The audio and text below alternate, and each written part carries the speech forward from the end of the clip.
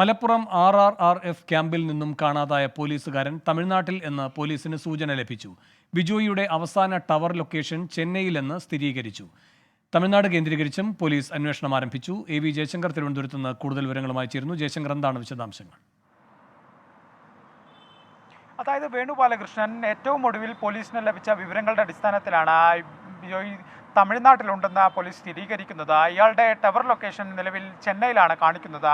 കഴിഞ്ഞ ദിവസം എടുത്ത ടവർ ലൊക്കേഷനിലാണ് ഇത്തരത്തിലുള്ള വിവരങ്ങൾ ലഭ്യമായത്. അതുപോലെ തന്നെ ഇയാൾ കഴിഞ്ഞ ദിവസം ചില സുഹൃത്തുക്കളെ വിളിച്ചതായും മലപ്പുറം കൽപ്പകഞ്ചേരി പോലീസ് വ്യക്തമാക്കുന്നുണ്ട്. ഇതുമായി ബന്ധപ്പെട്ടെല്ലാം തന്നെ പോലീസ് വിശദാംശങ്ങൾ ശേഖരിച്ചുകൊണ്ടിരിക്കുകയാണ്. ഇയാളെ നേരിട്ട് ബന്ധപ്പെടാൻ പോലീസിന് ഇതുവരെ സാധിച്ചിട്ടില്ല.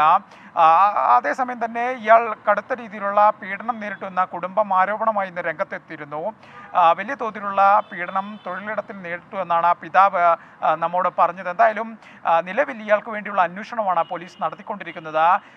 വലിയ തോതിലുള്ള മാനസിക വിഷമം ഇയാൾ നേരിട്ടിരുന്നുവെന്ന് പോലീസ് പ്രാഥമികമായി നിഗമനത്തിലാണ് പോലീസ്. എന്തായാലും ഈ വിഷയവുമായി ബന്ധപ്പെട്ടും പോലീസ് അന്വേഷണം നടത്തുന്നുണ്ട്. എന്തായാലും 3 ദിവസം പിന്നിട്ട് ഒരു പോലീസുകാരനെ കാണാതായിട്ട് ഇതുവരെ ഇയാളെ കണ്ടെത്താൻ പോലീസിന് സാധിച്ചിട്ടില്ല. എന്തായാലും എത്രയും പെട്ടെന്ന് ഇയാളിലേക്ക് എത്താൻ സാധിക്കുമെന്നാണ് കൽപ്പകഞ്ചേരി പോലീസ് വ്യക്തമാക്കുന്നത്. ഇതുമായി ബന്ധപ്പെട്ട അന്വേഷണം കൽപ്പകഞ്ചേരി പോലീസ് തുടരുകയാണ്. വേണു, ശരി.